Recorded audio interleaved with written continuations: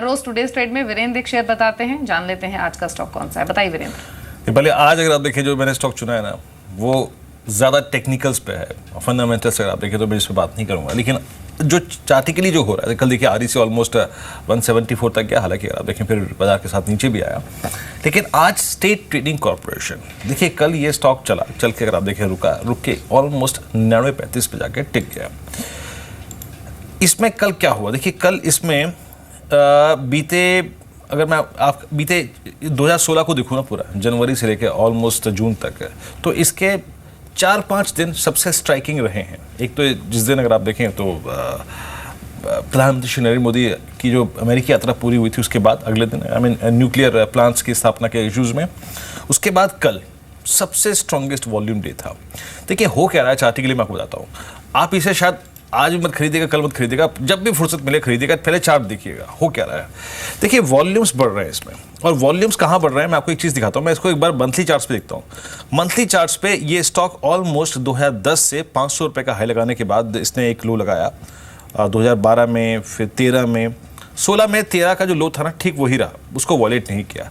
फिर मैं आता हूँ डेली चार्ट्स पे। डेली चार्ट्स पे इसने एक बेस बनाया पहले, और बेस बनाने के बाद सबसे पहले इसने 50 डेमा को काटा, वो उसी दिन जिस दिन प्रधानमंत्री श्री नरेंद्र मोदी की जो अमेरिकी यात्रा पूरी हुई थी, उसके बाद 50 को काटा, ऊपर गया, लेकिन जाके टिक गया 100 पे, 100 को पार नहीं कर पाया। और उसके बाद 1 2 3 4 5 6 7 8 9 10, कल 10वें सेशन में एक बार फिर से अटेम्प्ट किया 100 डेमा को छूने का। यानी ये एग्जैक्टली कुछ ना कुछ कर रहा है, कैपिटलाइज करने की कोशिश कर रहा है। याद रखिए जिस दिन भी, आज का 100 डेमा है इसका 100 रुपये नहीं 100 डेमा है 103 रुपये 35 पैसे। आज, कल 12 बजे, 1:30 बजे, 2 बजे, कल के 2 बजे, जिस दिन भी ये लेवल निकले उस दिन इस स्टॉक को डेफिनेटली चेस करिएगा बतौर अपॉर्चुनिटिस्ट। जहां जहां आपको अगर आप देखें अपॉर्चुनिटी नजर आ रही है, क्योंकि उसके बाद इस स्टॉक में एटलीस्ट 20% का मूव संभव है, क्योंकि ये उस दिन के बाद लगभग 120 तक की ट्रजेक्टरी में डेफिनेटली जाएगा, क्योंकि इसके वॉल्यूम्स, क्योंकि इसके अगर आप देखें तो फंडामेंटल्स पर आप देखें, इनफैक्ट मैं बात कर सकता हूँ। देखिए इसी क्षेत्र की 2-3 कंपनियां, एक जो सरकारी खेमा जो है ना, वो पिछले कुछ दिनों से एक दो चीज़ें यहाँ पर वाइब्रेंट हो रही है। Q4 में कंपनी घाटे से मुनाफे में आई है, और आप MMTC को देख लीजिए, क्या वाइब्रेंसी सडनली इन स्टॉक्स में आ गई है। तो देखिए STC पर नजर रखिएगा। मैं आपसे ये कहूँगा, देखिए जब भी मैं स्टॉक बताता हूँ ना आपको, पहली बात तो ये है कि आपको हाई इंपैक्ट कॉस्ट नहीं पे करनी है। ये नहीं है कि 100 रुपये का स्टॉक है और जाके 104 पे ले आए और फिर पूरे दिन एग्जिट ढूंढ रहे हैं। No, not exactly. पहले अपना कंफर्ट देखिए। आप देखिए मैंने पिछले 10-15 दिन में आपको कौन कौन से स्टॉक बताए थे। आप देखिए एक यूफ्लेक्स, क्या बताया था आपको, 221 रुपये के स्तर पे, कल जाके क्लोज कहाँ हुआ। इन स्टॉक्स पे आपको थोड़ा समय देना है। 234 ऑलमोस्ट, अगर आप देखें 242 होकर आ चुका है। कितना एक्टिव रहते हैं अगर आपका इम्पैक्ट कॉस्ट निल है। शानदार स्ट्रक्चर है STC, ध्यान दीजिएगा, स्पेशली 103 के ऊपर। समेत आपकी ऐसी ही कोई खास स्टॉक पे नजर गई है जहां पर बेस बिल्डिंग एक्सरसाइज काफी अच्छी हो चुकी हो। मैं फिर कहूंगा बेस मतलब रिस्क ना के बराबर हो।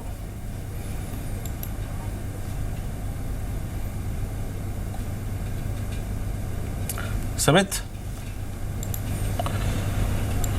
फिर आई थिंक संपर्क बात नहीं हो पा रही है, लेकिन STC नहीं, जिस तरह से वीरेंद्र ने मेंशन किया, बिल्कुल राइटली मेंशन किया कि कुछ selective PSU stocks consistently move कर रहे हैं। और कल के सत्र में STC नहीं, आप देखें MMTC, हिंदुस्तान कॉपर, यहाँ पर अच्छी खासी खरीदारी कल के सत्र में देखी जा रही थी। लेकिन अविनाश, बहुत सारी कंपनियां हैं जिन पर हम बातचीत कर रहे हैं, जिन पर ब्रेक्जिट का सीधा असर हो सकता है। ऑटो स्पेस में टाटा मोटर्स DVR, हम बात मारुति की भी कर रहे हैं, भारत फोर्ज, मदरसन सुमी। टेक्सटाइल स्पेस से भी हम कई कंपनियों का यहाँ पर जिक्र कर रहे हैं, Tata global, SKF India, RB bearing, यानी बहुत सारी ऐसी कंपनियां हैं जिन पर सीधा असर पड़ेगा इस इवेंट का। कुछ प्रिसाइज स्टॉक्स जिनको आप अवॉइड कैटेगरी में प्लेस करेंगे इस इवेंट से ठीक पहले, या फिर कहीं जहां पर हाल ही के डिप के बाद आपको लग रहा है कि खरीदारी का नजरिया अपनाया जा सकता है?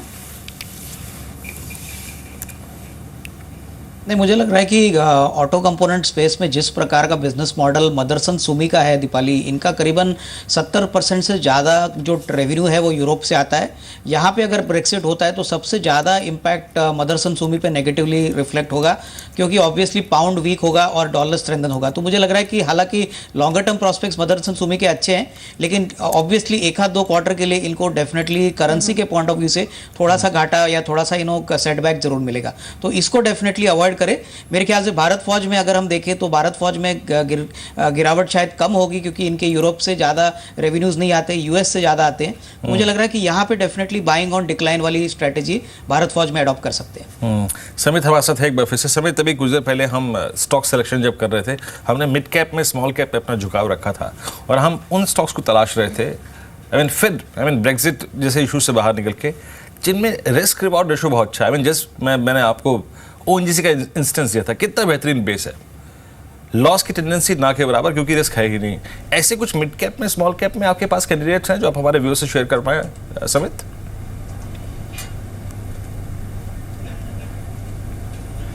देखिए, इसमें काफ़ी दिनों से हमारी नज़र आरईसी पे है। आरईसी का अगर हम देखें तो 155 160 का एक अच्छा खासा बेस बन चुका है। इनफैक्ट लास्ट 3 दिनों में इसमें जो वॉल्यूम एक्टिविटी है वो काफ़ी बढ़ चुकी है। तो यहाँ से अगर देखें तो डाउनसाइड थोड़ा कम लग रहा है और हमें लग रहा है कि जैसे ही ये स्टॉक 173 या 175 का लेवल ब्रेक करे तो इसमें अच्छा खासा मोमेंटम ऊपर की तरफ हम देख सकते हैं, जो केस में ये स्टॉक 190 195 के लेवल भी टेस्ट कर सकता है।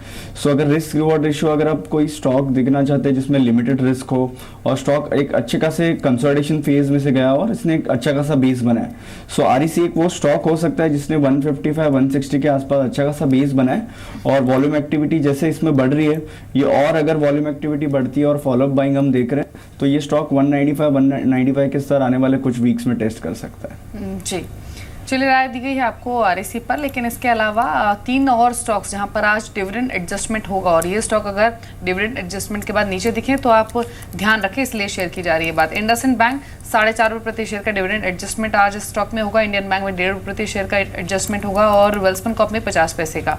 तो ये एडजस्टमेंट के बाद इतने नीचे ये स्टॉक्स आज के सत्र में दिख सकते हैं। लेकिन अविनाश, अभी हाल ही में बैंकिंग को लेकर काफ़ी सारे ब्रोकरेज इंस्टीट्यूशंस की रिपोर्ट्स आई हैं। पीएसयू बैंक में जो स्टॉक सबसे ज़्यादा कंफर्ट दे रहे हैं या फिर जिनका सबसे ज़्यादा नाम आया है बाय साइड पर, उसमें पीएनबी पर काफ़ी बातचीत हुई है।